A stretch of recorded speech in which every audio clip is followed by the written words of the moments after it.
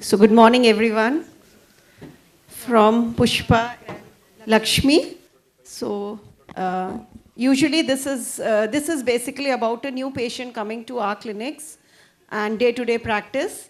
And whenever a person with diabetes walks into the clinic, they will be having a lot of apprehension, stress, and all the trauma in life will be theirs. So how do we change that frustration into empowerment? So that is what we are going to talk in the next few slides.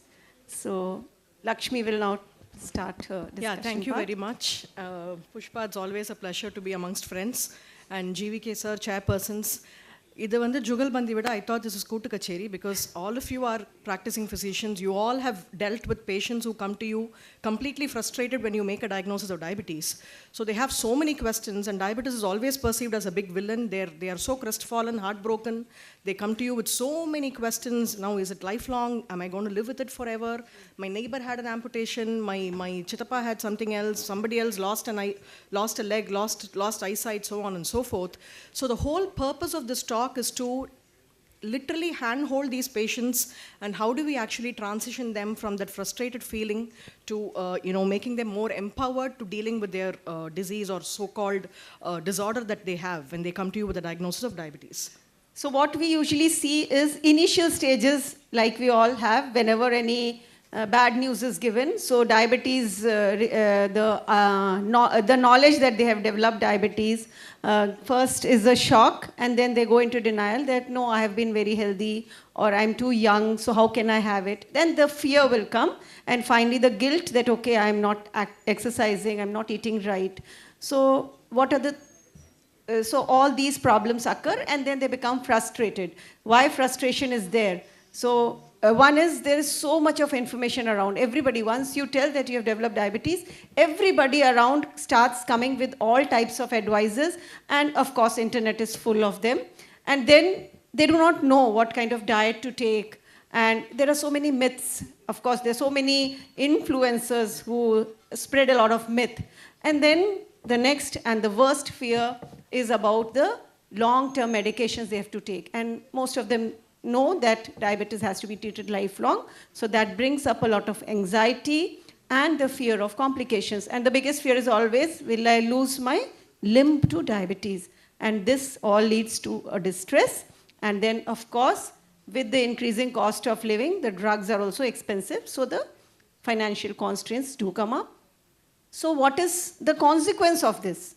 So once you have this frustration, it will lead to poor adherence, because most of the time you're only thinking and you're not taking action. So the adherence to lifestyle modification or medications goes poor. The follow-up with the doctor is less. Because of the depression, you don't want to come out. And then the outcomes, of course, if all these problems are there, the outcomes are going to be poor, and the life will, of course, be miserable.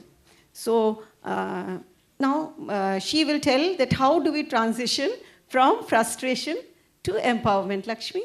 Yes, of course. So like what she said, I think there is a lot of talking that we need to do to our patients. And the first thing is that they have to accept the problem, and they have to consent to work with you together. So you have to engage the patient and the family, holistic approach, patient-led decisions, and small achievable goals. Now, I will tell you in a way that all of us can immediately relate to it, because we all are in a doctor-patient relationship day in and day out. Now, what do you think of all these wonderful women out there? Now, I can see Gauri putting on his glasses. So far, his glasses were down, and suddenly he puts on his glasses and he's seeing. So that's exactly why I put in those faces out there. Now, what is common to these four beautiful women that we've enjoyed on screen? The common factor is that, for some reason, after marriage, they did disappear for a while. No, don't tell me Samantha is doing some other business now. All that is there. But whatever it is, there is something called a shelf life of an actor, and that is somewhere related to the to the time that they remain available and unmarried as far as female actors are concerned. Don't ask about male actors. Kamal and Rajini can still romance with Deepika's daughter, but for some reason, female actors, they stop acting or they have a small dip after they get married. So what I'm trying to say is there is a shelf life for every profession.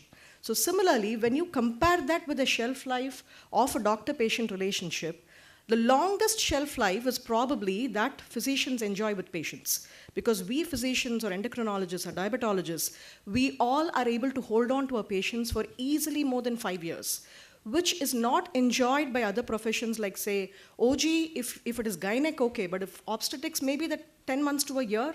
I know that there is an OGian in the first row, but still. And then, yes.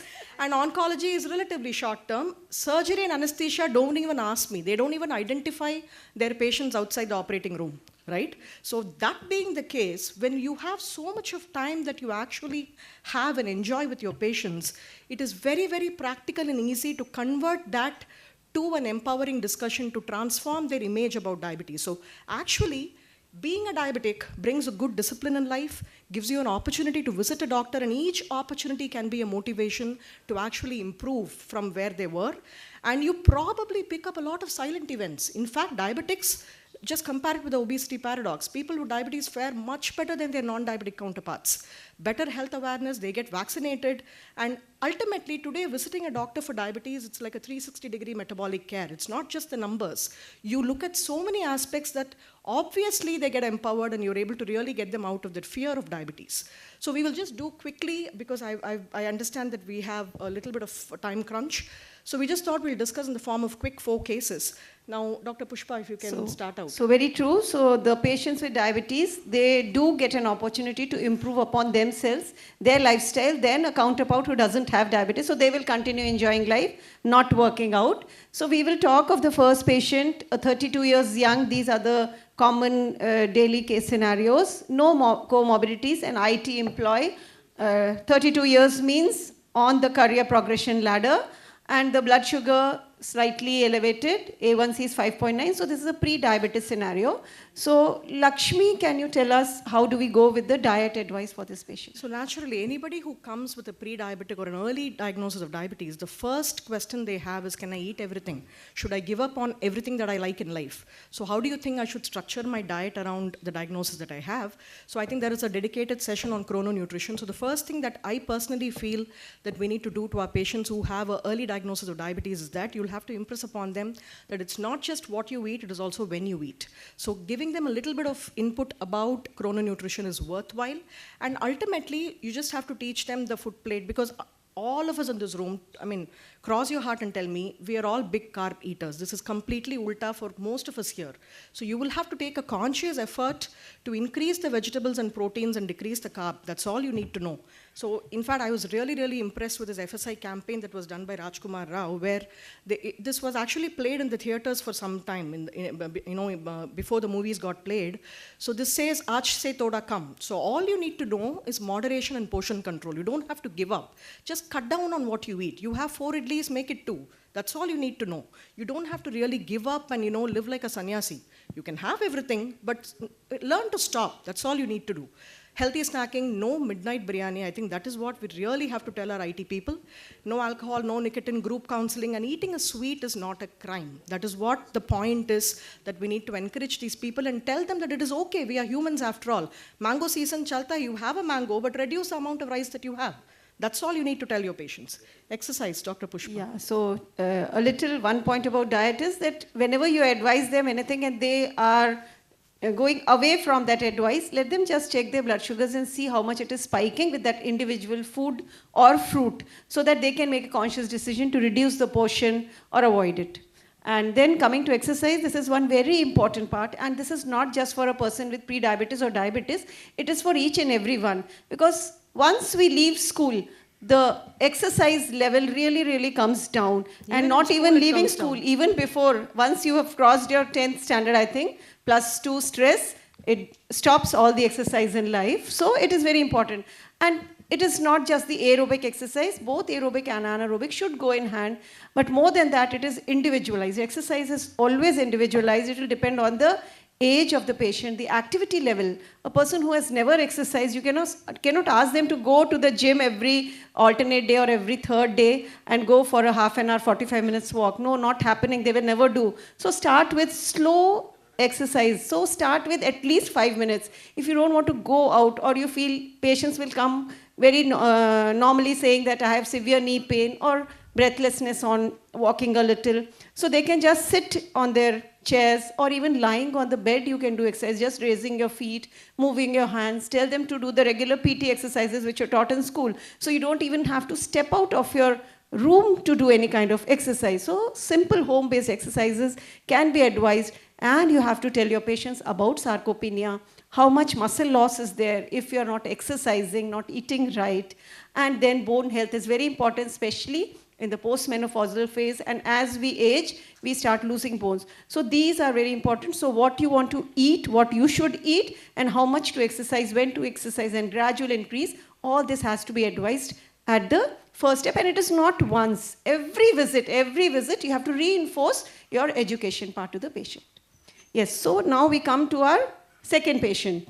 So this is another newly diagnosed diabetes. You can see A1C 8. This person has a bit of social drinking, again an IT guy. Now this person, his father died at a young age. So once you have a CV death in your family, that fear that will I get it, what is a way that I may not have a major CV event, what to do. So they will come with all the apprehension. So Lakshmi, can you tell us a few points regarding this? Yes, I think diabetes itself is a CV risk equivalent. So naturally, with somebody with such a strong family history, coming from a stock of coronary artery disease, naturally you are concerned.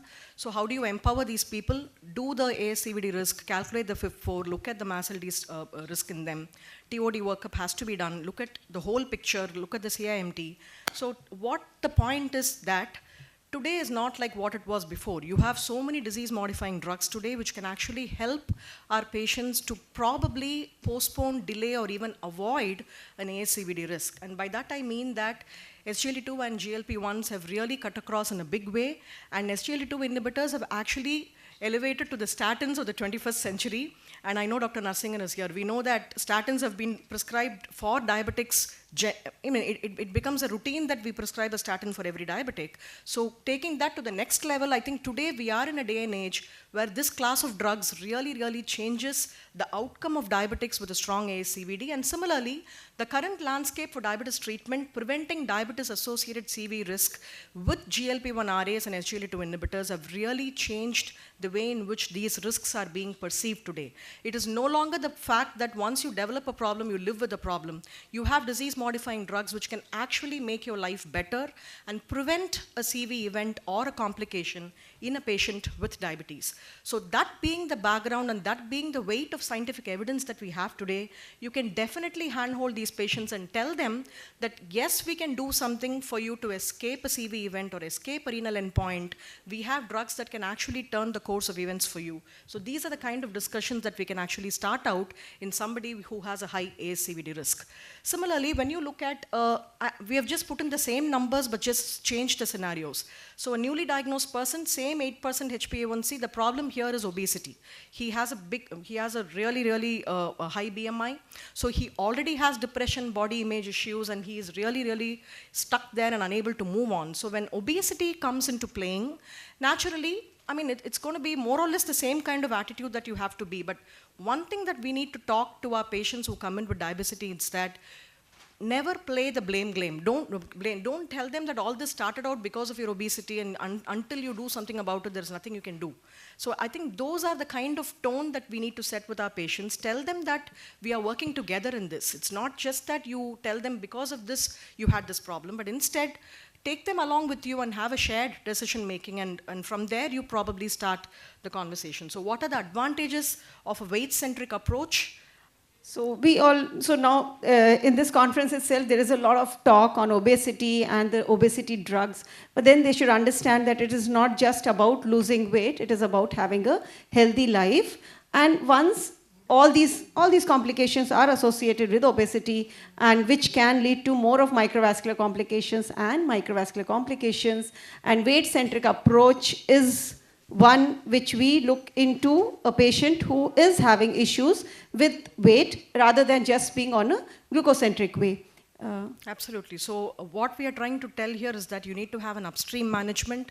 Talk to them that you need to address it even before the complications can set in, by which I mean talk to them about weight management, and that can really reverse a lot of plates for them. So, progressive weight loss not only improves the way in which the metabolic milieu is altered, it can also go to the extent of remission from the direct study. I think this was discussed at length yesterday in the same hall in the obesity symposium that we had.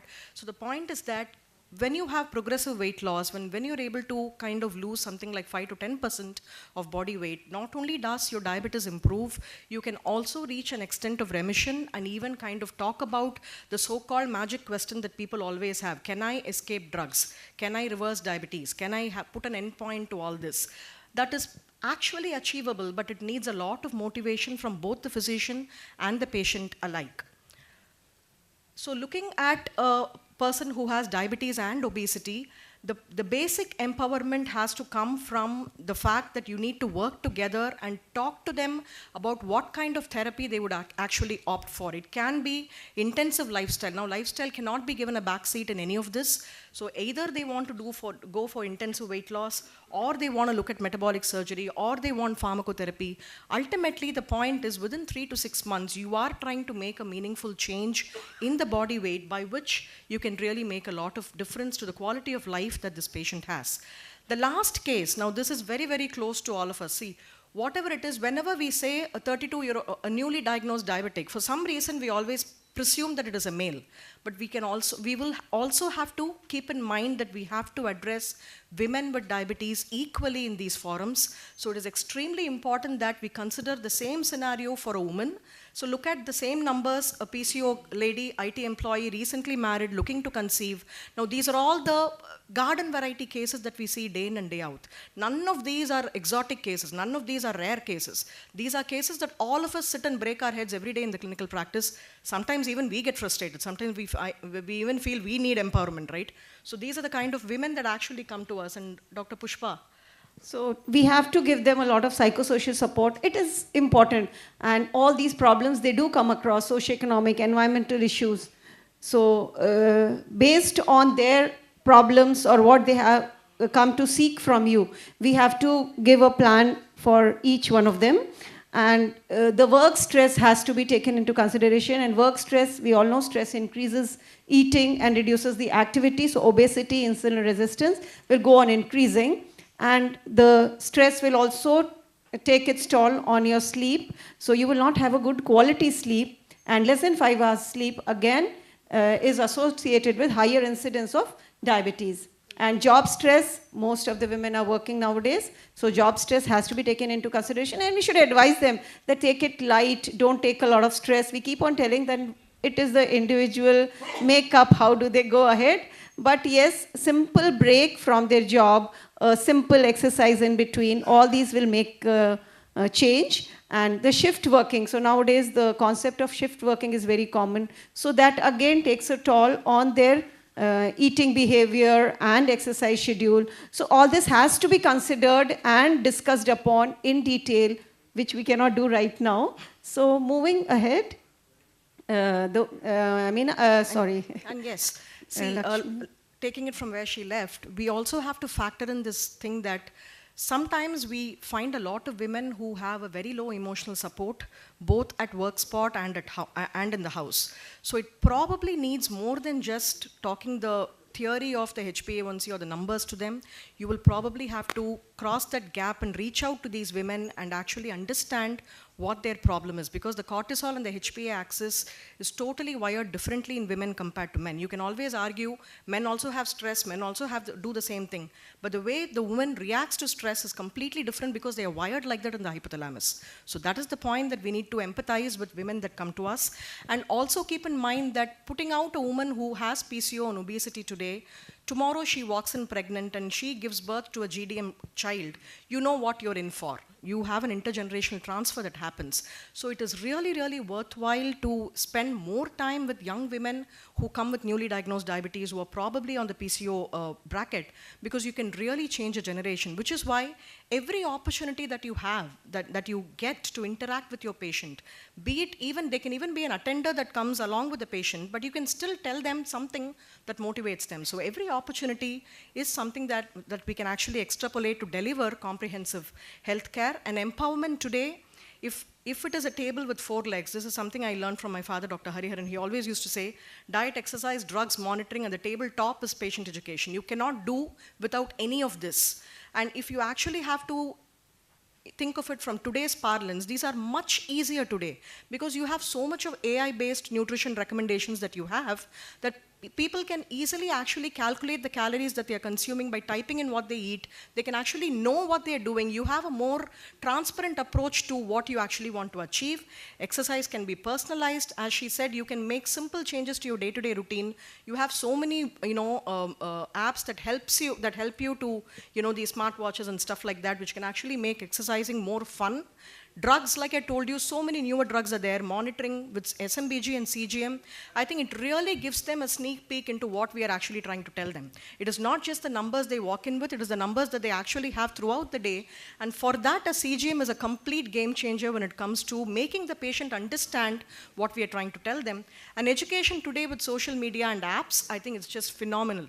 The kind of information, sometimes it's flooding of information, but still, at least they get motivated a lot more easier through these apps that can track their health.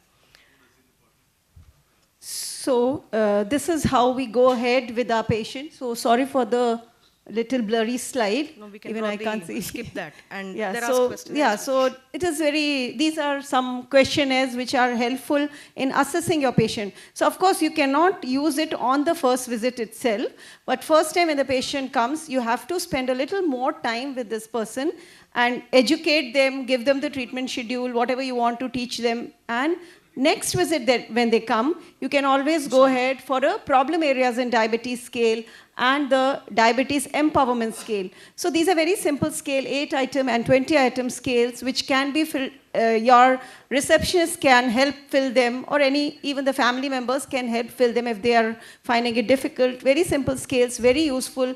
So one is to find out what is the problem they are facing. So after your advice, when they come for the next visit, you can find out what the problem areas are they find in their management of diabetes. And second is, from what you have taught them, how much empowered they feel. So that is the diabetes empowerment scale. So these two scales will be very helpful in your day-to-day clinic. And one point I would add about pregnancy diabetes is that now the goal of treating the pregnancy is not just a healthy newborn, it is a healthy person you are going to deliver who stays healthy throughout life. So that is what we aim at now. So that's why giving a very good control of not alone the blood sugars, but each and every aspect of your life is important. So after the scales, we will come to the concluding part that diabetes is a complex and burdensome disease. We understand, and the patient also needs to understand, and they have some idea, but we should make it very simplified for them.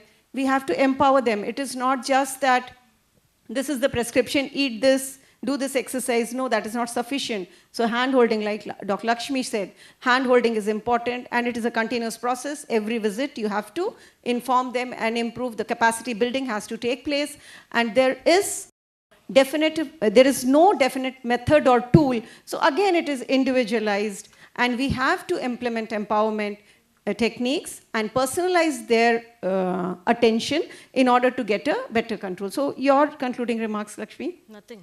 See, we are in a world full of uncertainties. None of us know the answers to any of these things, right?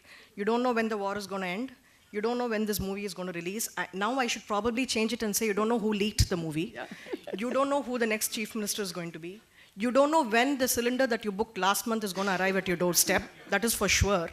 And you really don't know after yesterday's match how CSK is going to sail through, right? So these are things which we really, really don't know. But I think in today's day and age, today is the most exciting time to be a diabetologist or an endocrinologist or a physician, and also probably a diabetic, because you have so many things which can actually change the way in which diabetes can be managed. So the only certain truth probably today is that you can do a lot of good to your patients with diabetes. I think I will just stop with that thought. Thank you very much for the opportunity. Yes, so thank you, Lakshmi. Thank you, Chairperson. So we were able to finish it in the stipulated time. Bang on time. Thank you, little Dr. earlier. Pushpa Thank you and so Dr. Lakshmi.